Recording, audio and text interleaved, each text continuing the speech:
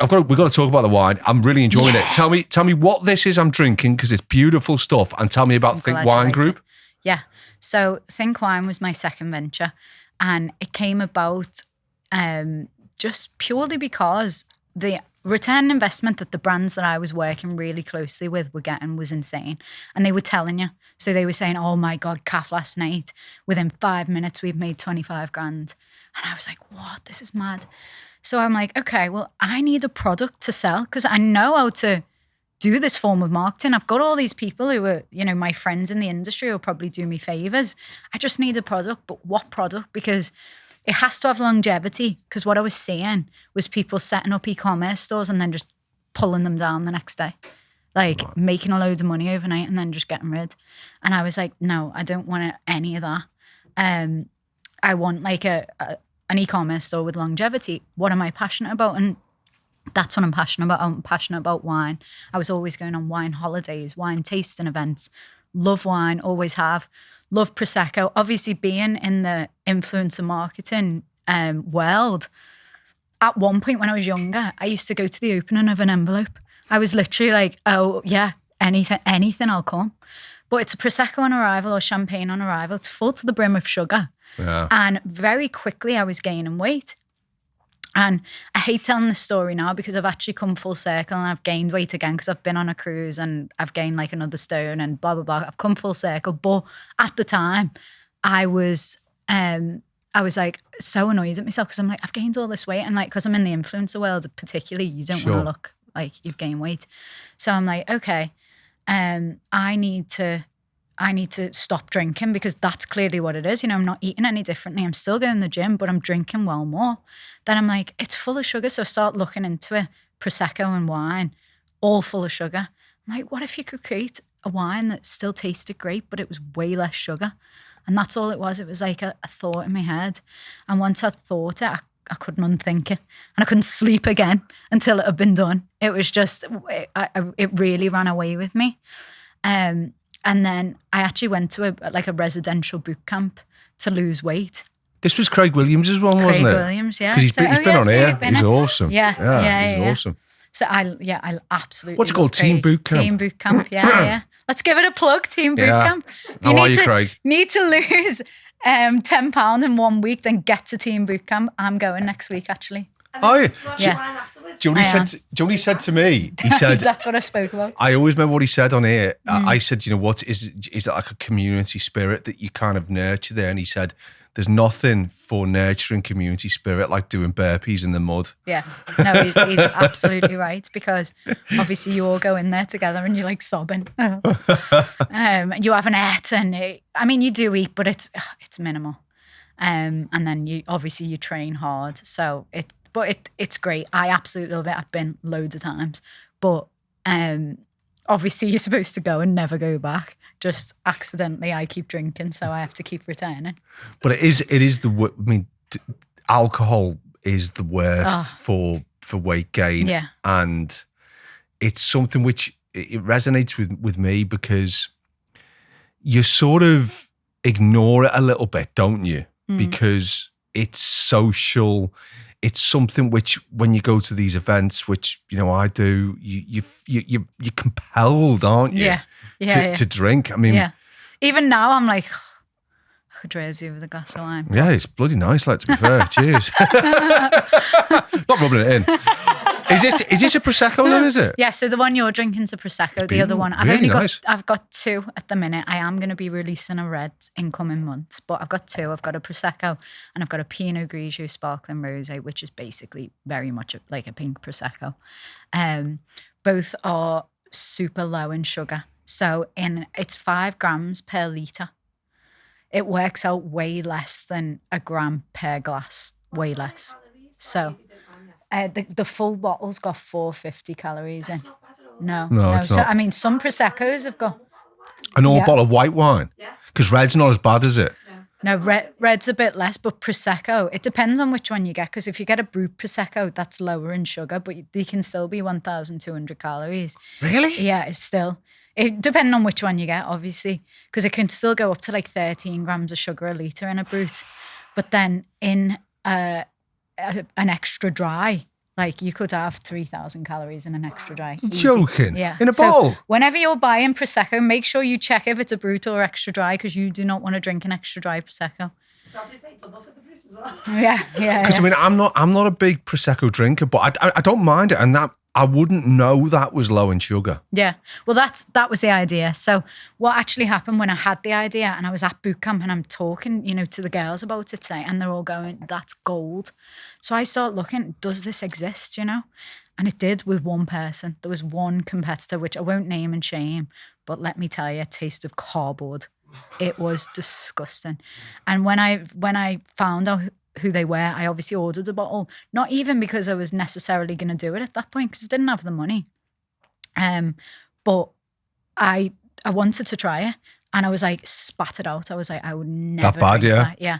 And I thought, if that's my only competitor, like, what have I got to lose here? Because now there's obviously a few more that have come about. But like at the time, there was literally no one except them, and they tasted disgusting. So that was that. So that kicked me more into gear with, I've got to do this now. And obviously I had the struggle at that point was money, because I didn't want to, you probably know with wines, you can like white label them relatively easily. So like you can just buying someone else's wine and then shove a label on you. And that's relatively easy. But I didn't want to do that. I didn't want anyone to ever be able to get my wine. So it's made specifically for me, to my recipe, all my brand. So that wine you can never have from anyone else ever. So you're involved in literally when the grapes are growing? Yeah. And absolutely. Well, we use a vineyard. Yeah, sure. But we just partner with them. So they're vegan, they're organic. We're in the process of getting our B Corp. So we're all about sustainability and all that. But we partnered with a vineyard in Italy, which took me months to find, because I was so particular about what I was going to get, because I didn't want to be, flogging crap. I wanted it, because what you might notice is on a menu, you've got your crappy Prosecco there, and then you've got your champagne there, and there's nothing in the middle. There's nothing in that gap. You've got your crappy Prosecco full of sugar for 25 quid, or your champagne full of sugar for 50. But there's nothing here for 35 quid that's a nicer quality, better for you in terms of health benefits, and still tastes great. And that's what it was. The menus every menu I went to was missing. I'm like, where's your healthier option? Where's your vegan option? Where it just wasn't there. So I knew I needed a vegan winery and needed it organic.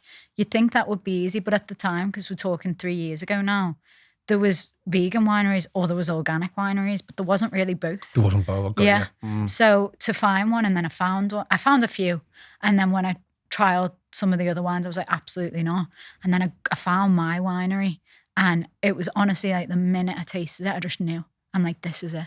I'm like, even at this full sugar level, I know that with a reduction in sugar, the grapes, that's spot on, that it will still be delicious. So what's the role of sugar in alcohol? Is it like a preservative? Yeah, it can be. But in Prosecco, it's basically to mask the fact that it's just being absolutely murdered.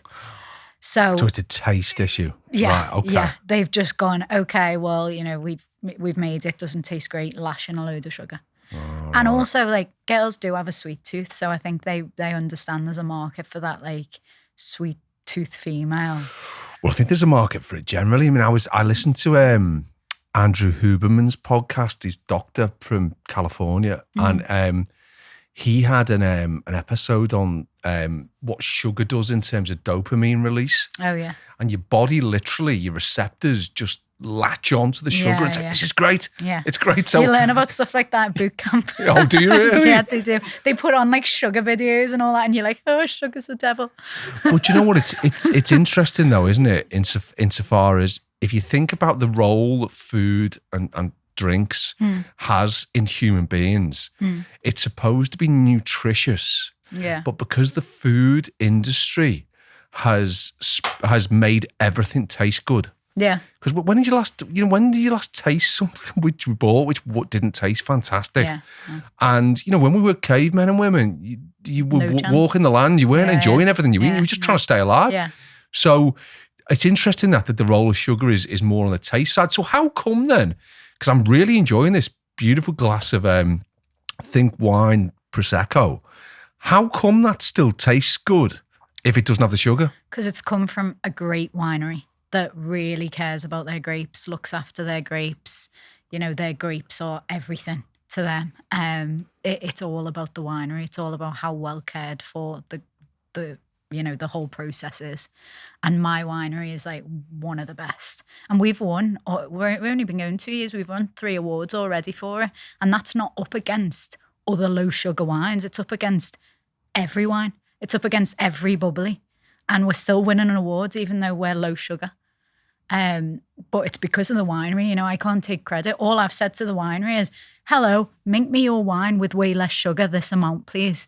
And then they fiddled with it a bit, like sent me a few options. I've said, because I didn't want it to be 0 sugar, but I didn't want it It's a healthier option in terms of it being calorific. Yeah, exactly, yeah. So I just needed a better option, but not 0, because the one that I told you about that I'd tasted, that was 0. Right. And I was like, oh, no, that's disgusting. So maybe with just a little drop, then it will be okay. So that's what we landed on, like 5 grams a litre, which is super, super low. It's actually extra brut.